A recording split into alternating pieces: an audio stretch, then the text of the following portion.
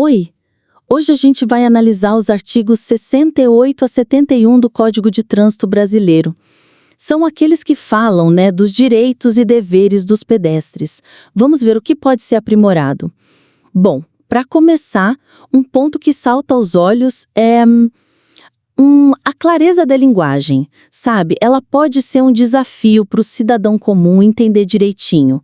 Isso acaba impactando a eficácia das regras. Pois é. O texto usa termos bem jurídicos, tipo passeios ou passagens apropriadas, pista de rolamento, bordos da pista, intersecções. Sim, um jargão, né? Exato. E, além disso, a estrutura das frases às vezes é meio densa, como a gente vê nos parágrafos do artigo 68 ou no 69. Uhum. Para quem não está acostumado com essa linguagem, fica difícil interpretar rápido, né? E aí, como é que internaliza o que fazer, quais são os direitos no dia a dia? Complica. E esse ponto é crucial, né? Porque a lei, por melhor que seja a intenção, só funciona se quem tem que seguir entende. Não adianta estar lá no papel. Verdade. Se não vira comportamento seguro na rua. A barreira não é só a palavra técnica, tipo interseção. É a dificuldade de criar a imagem mental daquilo, sabe? O texto exige uma abstração que nem sempre rola fácil. Exato. Então, para diminuir essa barreira e fazer a lei funcionar na prática, seria muito bom investir em materiais complementares, algo que traduza isso visualmente. Boa ideia. E além do panfleto, né? Pensar em guias rápidos, talvez ilustrados, vídeos curtinhos mostrando as situações. Como é que anda na pista numa via rural sem acostamento? Tá lá no 68, parágrafo 3º, mas como é isso na real? Mostrar mesmo. Mostrar, ou como atravessar numa esquina sem sinal, quais os gestos, o olhar, infográfico interativo de repente, resumindo o direito de prioridade do 70, dever de cautela do 69. Ficaria bem mais dinâmico. Bem mais. E os sites dos órgãos de trânsito podiam ter uma área tipo Descomplica CTB, sabe? Explicando com exemplo, vídeo, talvez um joguinho. O foco seria criar esse modelo mental visual que só o texto não dá conta. E essa questão da clareza, ela se liga muito a um outro ponto. As definições de algumas exceções, principalmente sobre andar na pista e avaliar a segurança. Podia ser mais objetivo, né? Para diminuir a ambiguidade. Sim, essa parte é delicada. Os parágrafos 2º e 3º do artigo 68, eles permitem andar na pista se não tiver passeio, acostamento ou quando não for possível a utilização destes.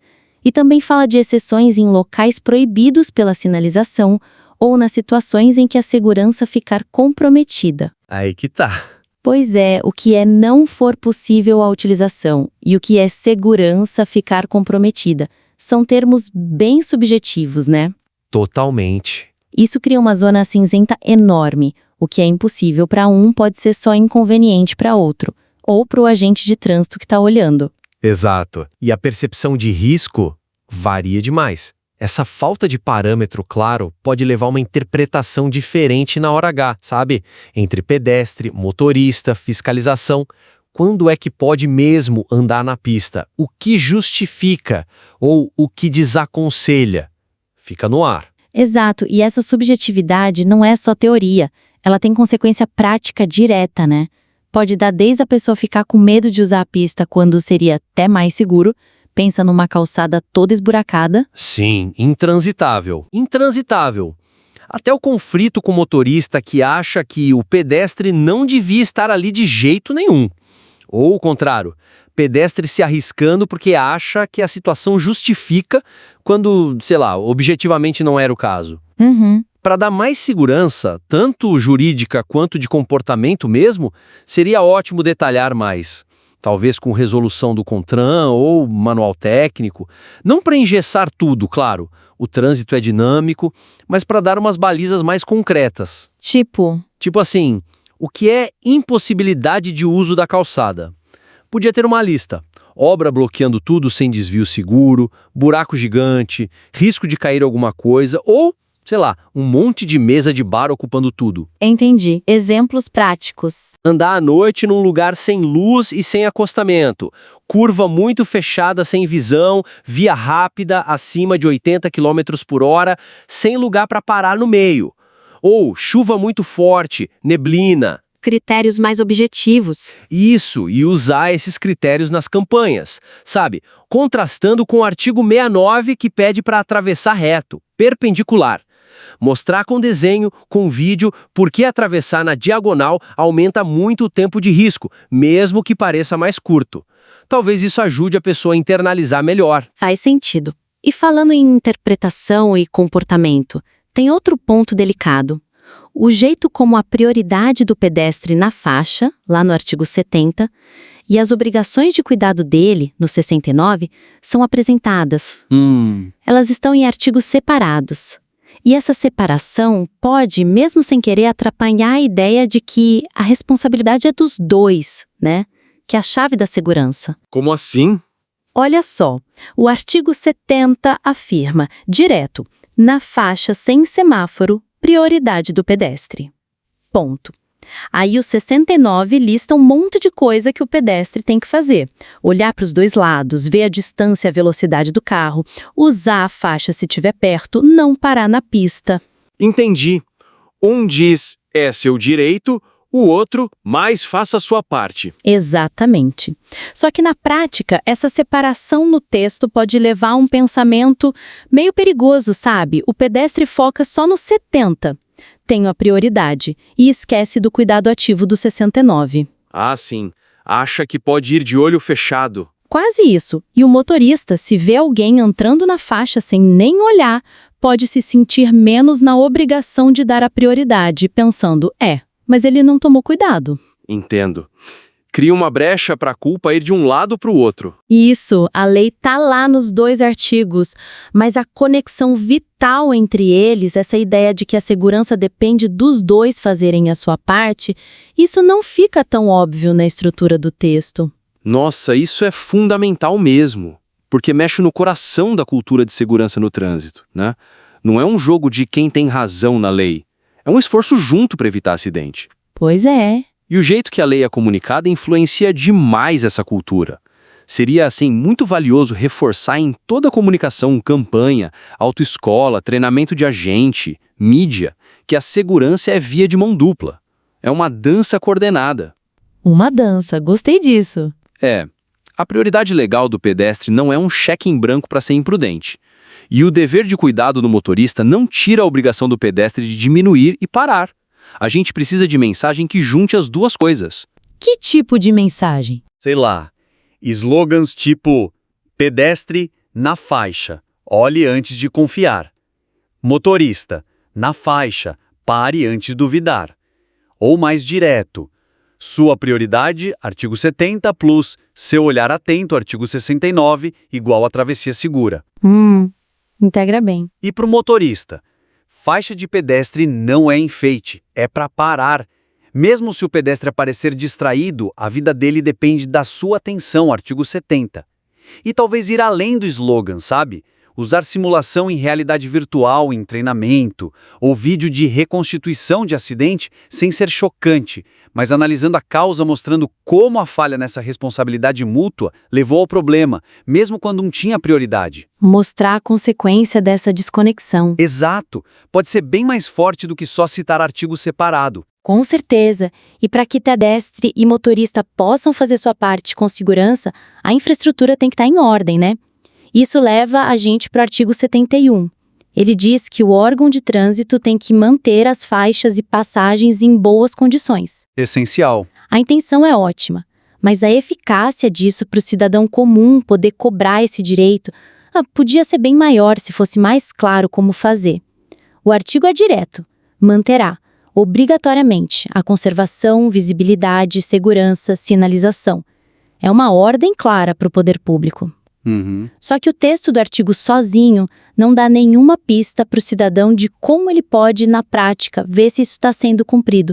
Ou, mais importante, como ele aciona o órgão responsável se achar uma faixa apagada, uma calçada cheia de buraco, uma placa escondida atrás da árvore. Verdade, não tem o como, né? Não tem. Perguntas básicas tipo: para onde eu ligo? Tem um site para reclamar? Existe um padrão mínimo para a tinta da faixa ficar visível? Depois que eu reclamo, qual o prazo para arrumarem? Fica tudo no ar. E aí o direito fica meio no papel. Exato. Essa distância entre o direito que a lei garante e a ferramenta para fazê-lo valer pode impedir que a segurança prometida pelo artigo 71 vire realidade no dia a dia. Perfeito. A lei cria o direito e a obrigação, mas esquece de construir a ponte para o cidadão participar ativamente. É tipo ter a chave de casa, mas não saber onde é a porta. Ótima analogia. Para dar vida mesmo ao artigo 71, não adianta só o órgão ter lá a rotina de manutenção dele.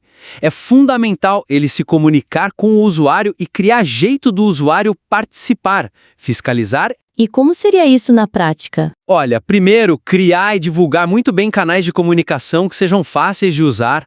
Um aplicativo de celular, talvez, para tirar foto do problema e mandar com a localização, um telefone gratuito que funcione, um formulário simples no site da prefeitura, do órgão de trânsito. Acesso fácil. Facilíssimo. E não é só receber a reclamação, tem que dar retorno, número de protocolo, prazo estimado para avaliar ou resolver e avisar quando o problema for resolvido. Isso gera confiança, estimula a pessoa a continuar reportando. Transparência. Exato. Segundo, seria importante publicar e de um jeito que todo mundo entenda quais são os padrões técnicos de boas condições, qual a largura mínima da calçada acessível, de quanto em quanto tempo tem que repintar a faixa numa rua movimentada, quando precisa pôr lombada ou faixa elevada. Isso tira o artigo 71 do genérico e transforma em meta concreta, que dá para verificar. Entendi. Critérios públicos. Isso. E terceiro, para fechar o ciclo da transparência, os órgãos podiam publicar indicadores de desempenho.